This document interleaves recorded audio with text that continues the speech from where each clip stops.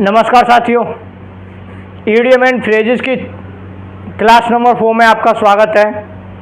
मैं Rohan Singh senior teacher आपको idioms कराने वाला हूं बिल्कुल शॉर्ट तरीके से। आपको इनको याद करने की ज़रूरत नहीं पड़ेगी, एक ट्रिक से आप पढ़ेंगे और आपको ये ऑटोमेटिक याद हो जाएंगे।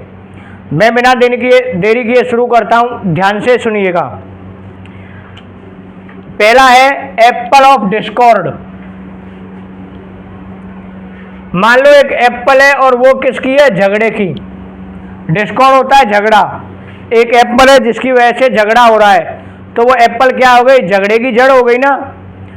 एप्पल ऑफ डिस्कॉर्ड का अर्थ होता है कॉज ऑफ डिस्प्यूट या क्वारल, झगड़े का कारण या झगड़े की जड़। एप्पल ऑफ डिस्कॉर्ड का अर्थ क्या हो गया? झगड़े की जड़। इसी प्रकार से इसका एक similar phrase idiom and phrase होता है बोन ऑफ कंटेंशन। कंटेंशन में भी झगड़ा होता है, बोन में हड्डी। अब झगड़े की हड्डी में झगड़े का कारण। तो पहला हो गया एप्पल ऑफ डिस्कॉर्ड मीन्स होता है झगड़े की जड़ या झगड़े का कारण। नेक्स्ट आता है under a cloud. Under a cloud का मतलब क्या है कि मान के चलिए आप बादल हो रहे हैं, बादलों के नीचे जब बादल हो रहे हैं तो बादलों के नीचे इस बात का संदेह रहता है कि भाई बारिश हो सकती है या नहीं हो सकती। जब बादल होते हैं तो संदेह रहता है व्यक्ति को। अगर मान लो किसी को कहीं जाना है तो बादलों को देख करके उसको क्या हो जाता है? डाउट कि जाए या ना जाए, सस्पेंस रह जाता है। तो इसको कहेंगे सस्पिशियन सिचुएशन। सस्पिशियन मीन्स संदेह की सिचुएशन, स्थिति। तो हम कहेंगे अंडर अ क्लाउड मीन्स होता है संदेह की स्थिति। क्या होता है? संदेह की स्थिति। नेक्स्ट आता है rock the boat. Rock means चट्टान होती है और बोट मीन्स नाव होती है। बोट मीन्स बोट, जानते हो आप। अब मान के चलिए रॉक में चट्टान से बोट टकरा गई, आपकी नाव टकराएगी जब चट्टान से, तो क्या होगा? वो संतुलन खोएगी, अपना संतुलन खोएगी। तो इसको बोलते हैं डिसबैलेंस। क्या होगा? डिसबैलेंस। और डिसबैलेंस को कैसे कहते हैं? असंतुलन। क्या कहते हैं? असंतुलन। तो to rock the boat means होता है असंतुलित होना। क्या होता है? असंतुलित होना। अगला आता है नंबर 4 साथियों, ईगल आइज। आपको पता है कि बाज की नजर, ईगल मीन्स होता है बाज, आइज बाज की आंखें। और बाज की आंखें कैसी होती हैं? पैनी नजर होती है। बाज की जो आंखें होती है, बाज की जो आंखें होती हैं वो बहुत तेज होती हैं, वो चीजों को बहुत ध्यान से देखता है। तो इसको कहेंगे have a look, have a careful look, have a careful look. इसका मतलब है, ईगल आइज का मतलब है ध्यान से देखना। क्या होता है? ध्यान से देखना, चीजों पर गहरी नजर रखना, गहरी नजर रखना, या हम कहें ध्यान से देखना। नेक्स्ट आता है give up the ghost. Give up means होता है त्यागना और घोस्ट मीन्स क्या होता है? भूत। भूत आदमी कब बनता है भाई? मरने के बाद बनता है। तो to die, give up the ghost का मतलब होता है डाई मीन्स मरना। ओके भाई, आदमी भूत कब बनेगा? जब वो मर जाएगा।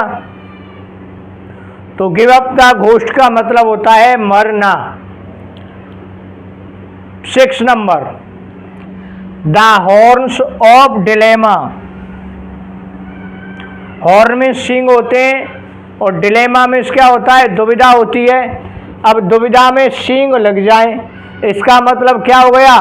परेशानी और बढ़ गई। आप पहले से ही किसी बात को लेकर चिंतित हो, उसमें आपको आकर किसी पशु ने सींग और लगा दिया, सींग ठूंस दिया, साहब सींग से मार दिया आपको। तो आप एक तो पहले से ही दुविधा में थे, ऊपर से किसी ने सींग मार दिया कर पशु ने, तो आपके लिए क्या बढ़ गई, परेशानी बढ़ गई। तो इसको कहेंगे इन अ ट्रबल, मीन्स परेशानी होना, परेशानी होना। नेक्स्ट आता है साथियों द रेड कारपेट ट्रीटमेंट।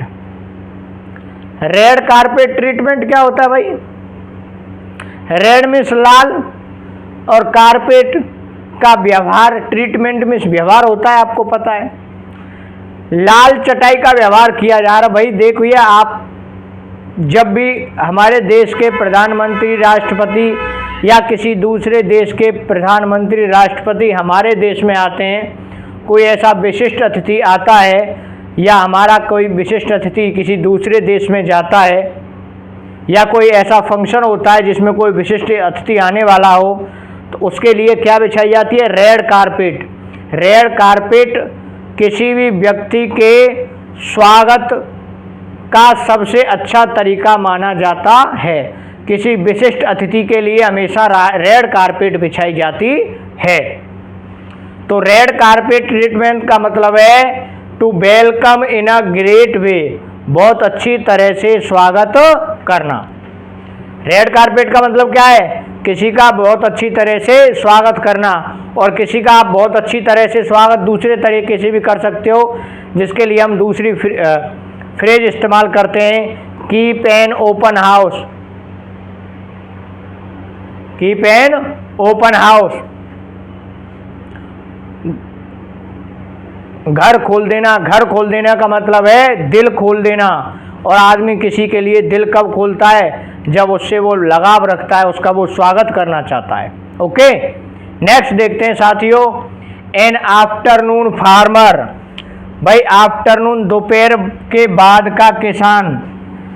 आपको ये पता ही है कि किसान अपना जो काम करता है वो चाहता है कि अर्ली इन द मॉर्निंग खेत पर जाकर के काम किया जाए,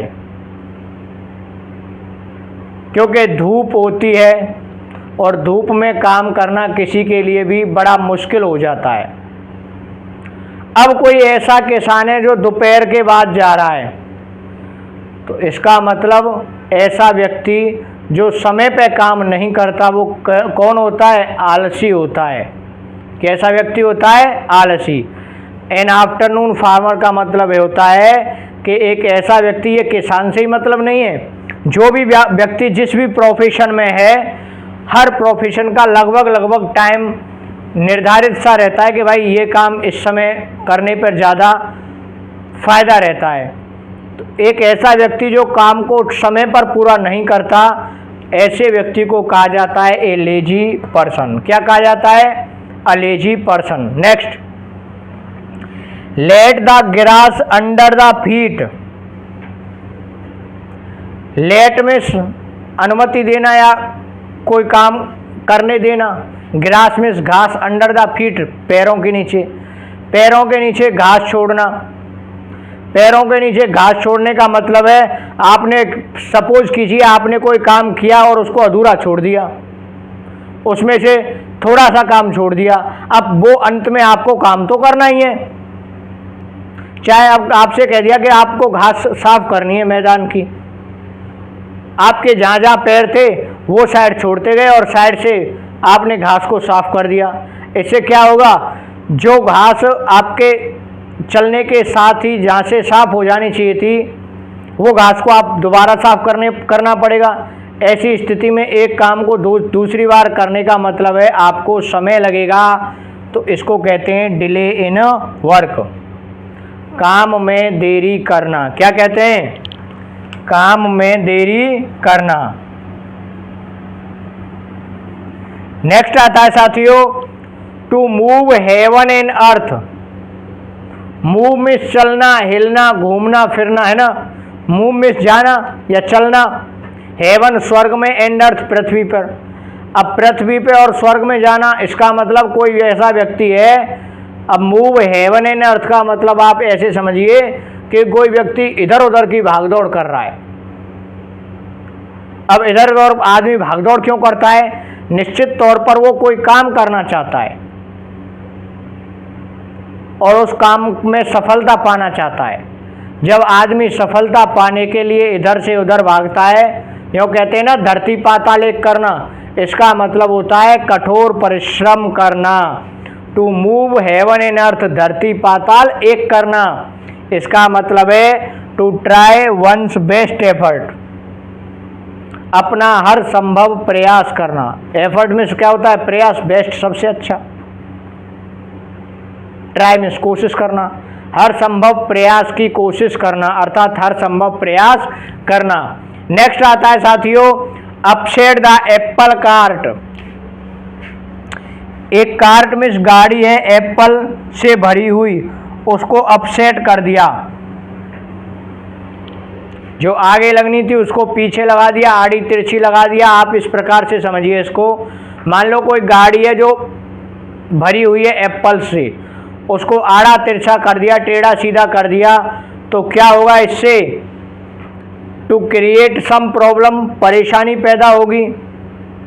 इसका आशय होता है समस्या खड़ी करना। क्या होता है? समस्या खड़ी करना। नेक्स्ट आता है साथियों, ऑल डक्स इन अ रो। आपने देखा तालाब में सभी जो बतख हैं वो एक पंक्ति में चल रही हैं,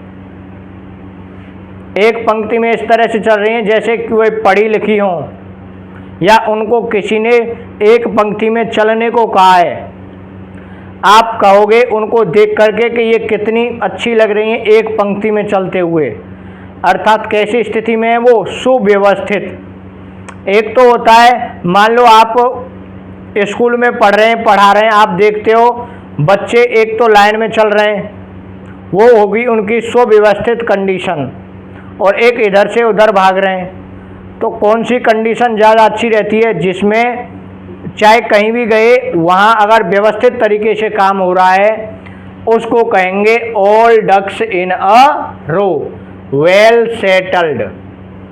क्या कहेंगे? वेल सेटल्ड या वेल ऑर्गेनाइज्ड। थैंक यू दोस्तों। वीडियो अच्छा लगा हो तो लाइक शेयर सब्सक्राइब जरूर करें। जय हिंद, जय भारत।